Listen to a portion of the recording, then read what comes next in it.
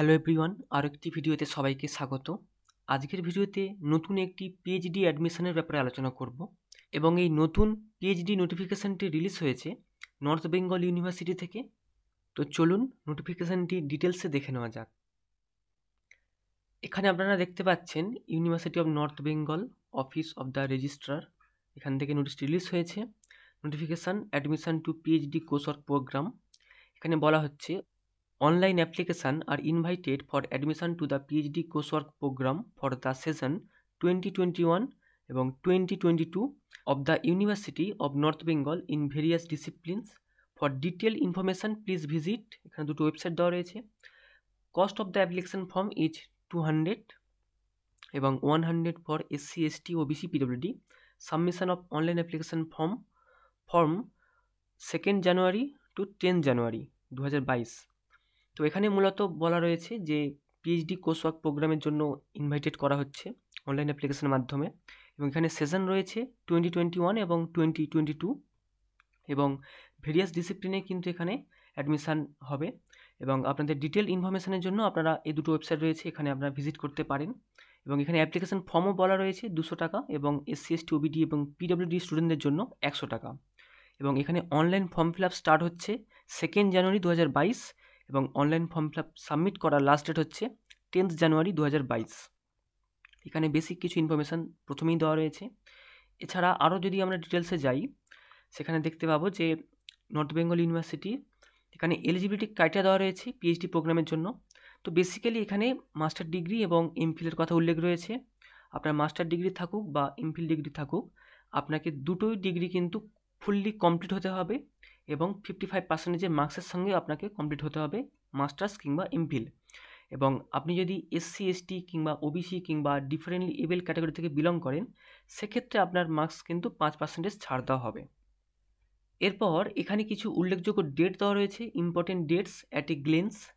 তো এখানে দেখুন, প্রথমে কমেন্সমেন্ট অফ অ্যাপ্লিকেশান প্রসেস, যেটা আগেই বললাম 2nd জানুয়ারি থেকে ফর্ম ফিল আপ স্টার্ট হচ্ছে এবং ফর্ম ফিল আপ করার যে লাস্ট ডেট সেটা হচ্ছে 10th জানুয়ারি। তারপর এখানে বলা রয়েছে dates for written test for non net set qualified candidates, অর্থাৎ যে সমস্ত শিক্ষার্থীরা নেট সেট কোয়ালিফাইড নন, তো আপনাদের জন্য যে রিটেন টেস্ট থাকবে সেই রিটেন টেস্টের ডেট কিন্তু দেওয়া রয়েছে 21 জানুয়ারি 2022। এবং তারপর বলা রয়েছে date for viva voce for all candidate, সমস্ত স্টুডেন্টদের জন্য যে ভাইভা ভস হবে, ফাইনাল ভাইভা হবে, তার ডেট দেওয়া রয়েছে 27 জানুয়ারি থেকে 1 ফেব্রুয়ারি। তারপর এখানে দেওয়া রয়েছে publication of combined merit list, এবং এটা পাবলিশ করা হবে 3rd ফেব্রুয়ারি এবং ফার্স্ট মেরিট লিস্ট পাবলিশ করা হবে 4th ফেব্রুয়ারি। অর্থাৎ এটা কম্বাইন্ডভাবে টোটাল মেরিট লিস্ট পাবলিশ হবে এবং সেখান থেকে ফার্স্ট মেরিট লিস্ট পাবলিশ হবে 4th ফেব্রুয়ারি। এটা বেসিক্যালি অ্যাডমিশনের জন্য ফার্স্ট মেরিট লিস্ট।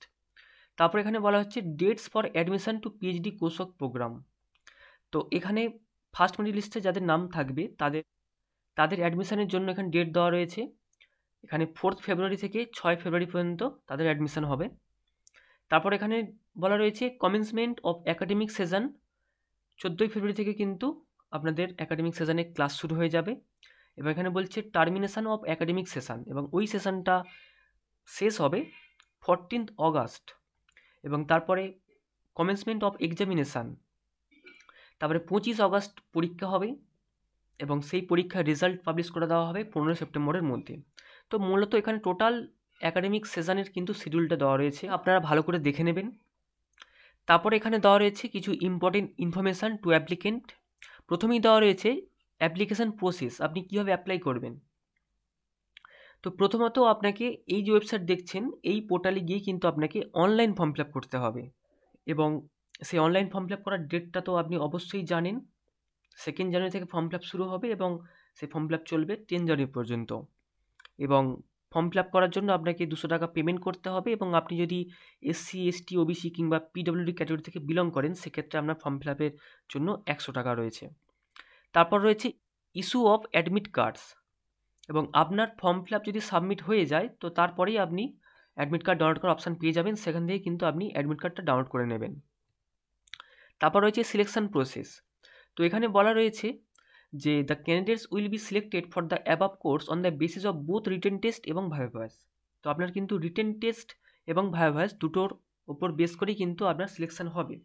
মূলত আপনাদের যাদের নেট সেট নেই তাদের জন্য এই নিয়মটি বেসিক্যালি। এখানে 100 মার্ক রয়েছে, রিটেন টেস্টের জন্য কিন্তু 100 মার্ক রয়েছে, এবং রিটেন টেস্টে যদি আপনি 50%-এর থেকে কম মার্কস পান সেক্ষেত্রে কিন্তু আপনাকে ভাইভা ভয়েসের জন্য টাকা হবে না।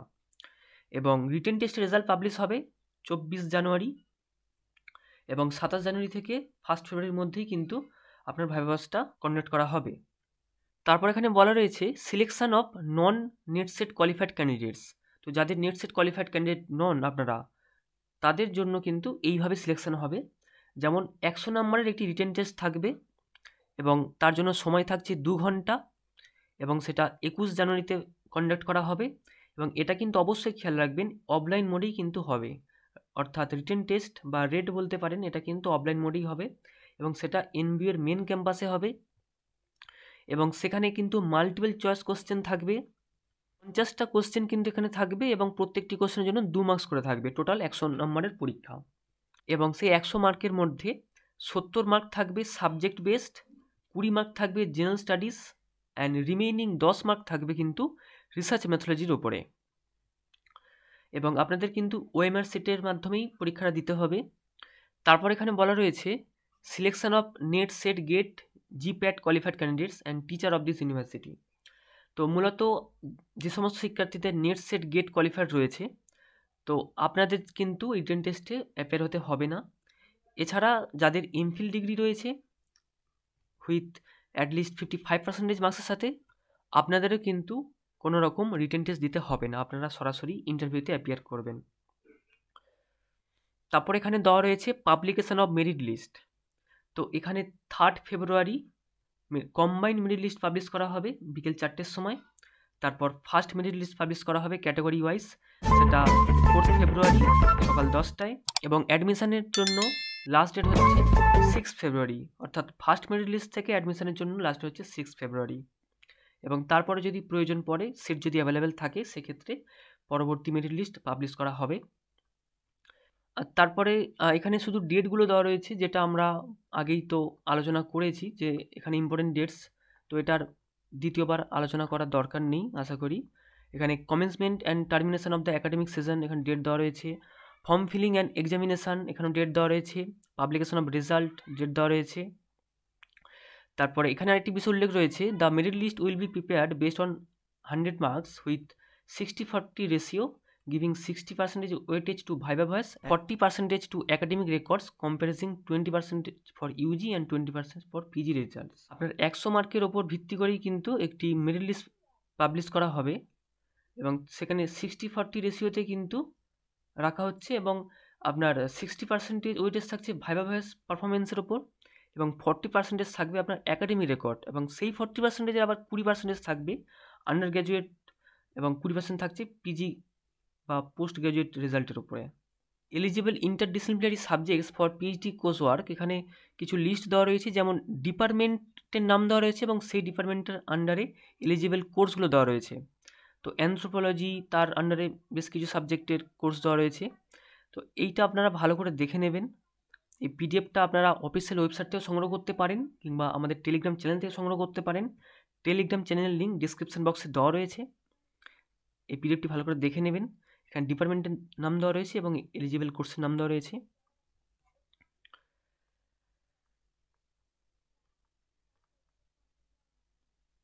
এখানে কিছু আদার ইনফরমেশান দেওয়া রয়েছে, যেমন অনলাইন ফর্ম ফিল আপের যে অ্যাপ্লিকেশান ফি, সেটা মূলত 200 টাকা, এবং এসসি এসটি ওবিসি পিরিয়ডের জন্য এটা 100 টাকা।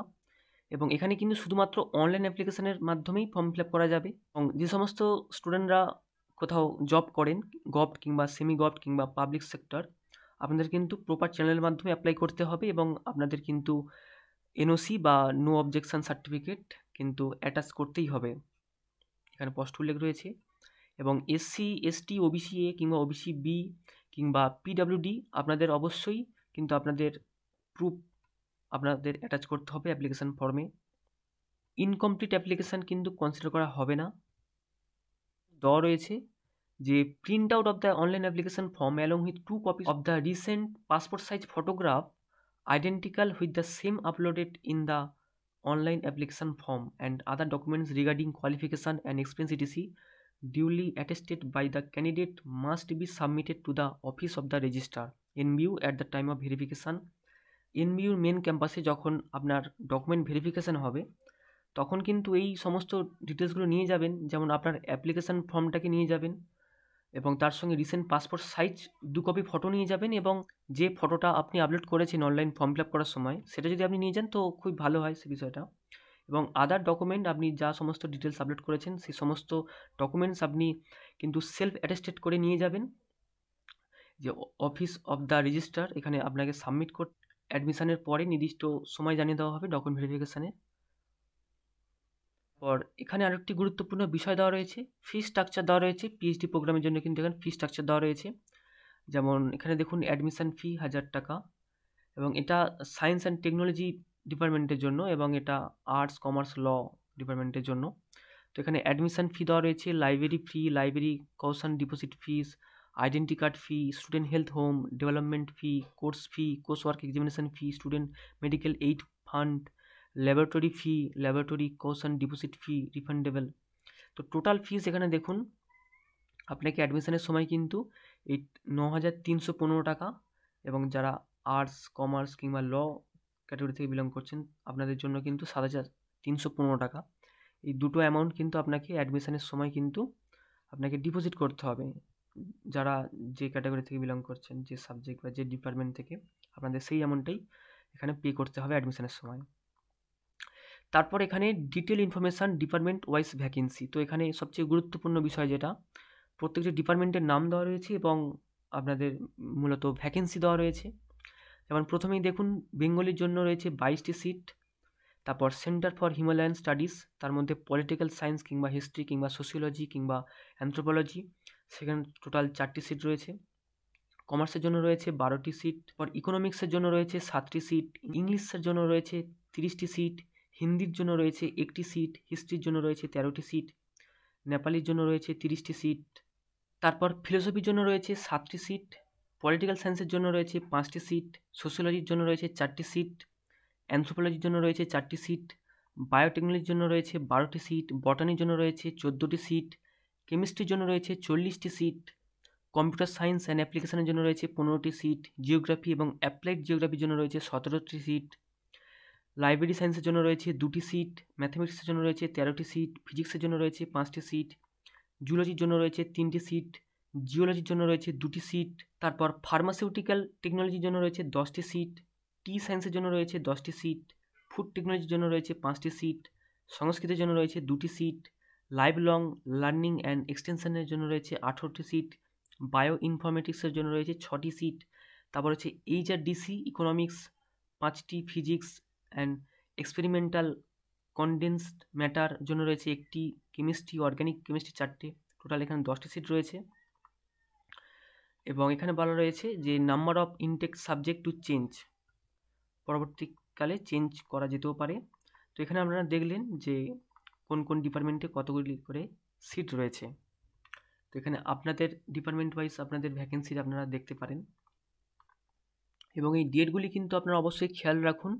আপনারা যদি এখানে অ্যাপ্লাই করতে চান তো অবশ্যই অ্যাপ্লাই করুন, এবং এই ইনফরমেশানটি যদি আপনার কাজে লাগে তাহলে ভিডিওটি অবশ্যই লাইক করবেন, বন্ধুদের সঙ্গে শেয়ার করবেন, এবং আপনি যদি চ্যানেলে নতুন হয়ে থাকেন তাহলে চ্যানেলটি অবশ্যই সাবস্ক্রাইব করবেন। আবার দেখা হবে পরবর্তী ভিডিওতে।